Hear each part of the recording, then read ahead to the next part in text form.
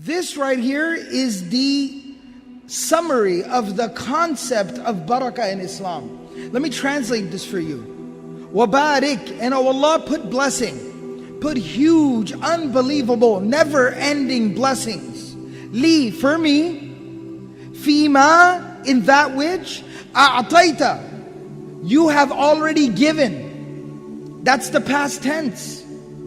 It's the past tense, a'taita, meaning what you have already given. I'm not asking for more, Allah.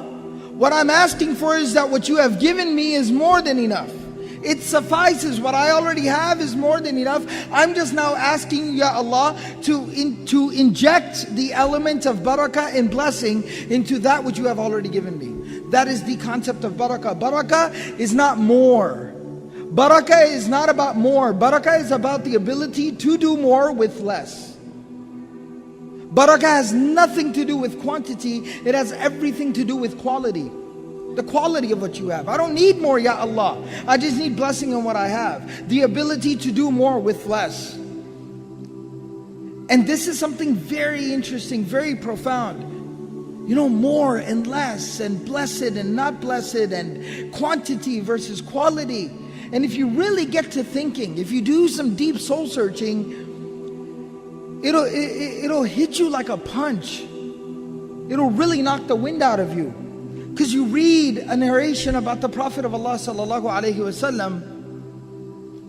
You know, the day that he passed away, there were a couple of mats. There was 1 or 2 jugs. There was a mule tied outside the house. There was a sword, there was a shield, and a couple of pairs of clothes. That was the sole possession of Rasulullah sallallahu alaihi wasallam, the greatest human being to ever walk the face of this earth. That's all he had. And he had 9 homes, which is another topic for another day. But just to put things into perspective, you got to chew on that for a second. Today we got 1 home, 5 people within the home, everybody's got a job, everybody's working, and we're still in debt. Something's wrong, something's missing. And this is where I want to get down to the core of the issue. I'm just going to lay it down. And I'm going to apologize before I lay it down that if I do offend anyone, or if I cross any lines, just please forgive me. Meet me in the bazaar, I'll buy you a hot dog.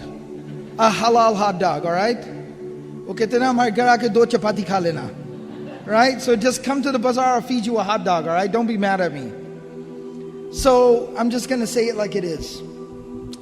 We have a lot of discourse, we have a lot of conversation, we have a lot of discussion in the Muslim community today about Sharia compliant financing, halal this, Sharia compliant that. And I'm not criticizing, the people that are providing these services. They are very good, beneficial services for those people that need them. But I am keeping it real with y'all for a minute. We are obsessed with the conversation about how can I take something that I don't need, I have no reason to have, there is no explanation for me having it, and find a way to somehow make me feel better about having it. We are obsessed with this conversation in the Muslim community.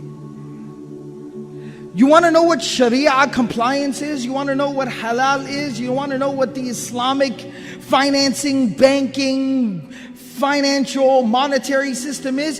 If you can't afford it, don't buy it.